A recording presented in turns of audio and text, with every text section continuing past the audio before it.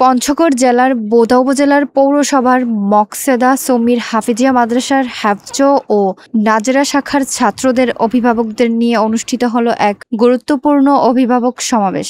পঞ্চগড় জেলা প্রতিনিধি আশরাফুল ইসলামের প্রতিবেদনে থাকছে বিস্তারিত।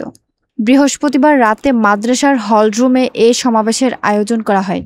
অনুষ্ঠানে প্রধান অতিথি হিসেবে উপস্থিত ছিলেন মাদ্রাসার প্রতিষ্ঠাতা ও বিশিষ্ট শিক্ষাবিদ প্রফেসর মিজানুর রহমান মিজান। তিনি অভিভাবকদের সঙ্গে মত বিনিময় করেন এবং ছাত্রদের শিক্ষা ও নৈতিক উন্নয়নে অভিভাবকদের সহযোগিতা কামনা করেন।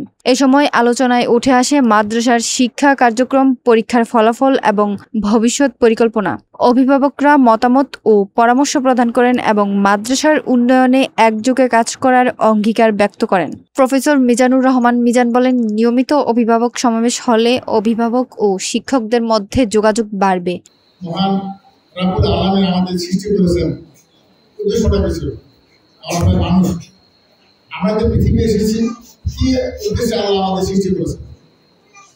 উদ্দেশ্য করেছেন তার ইবাদত করার জন্য।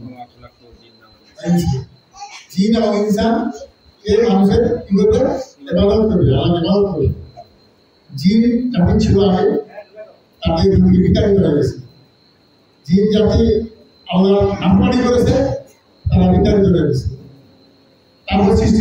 আর শিক্ষার্থীদের উন্নয়ন হবে আরও গতিশীল। অনুষ্ঠানে উপস্থিত ছিলেন মাদ্রাসা পরিচালনা কমিটির সকল সদস্য, প্রতিষ্ঠান প্রধান আরিফুজ্জামান তুহিন।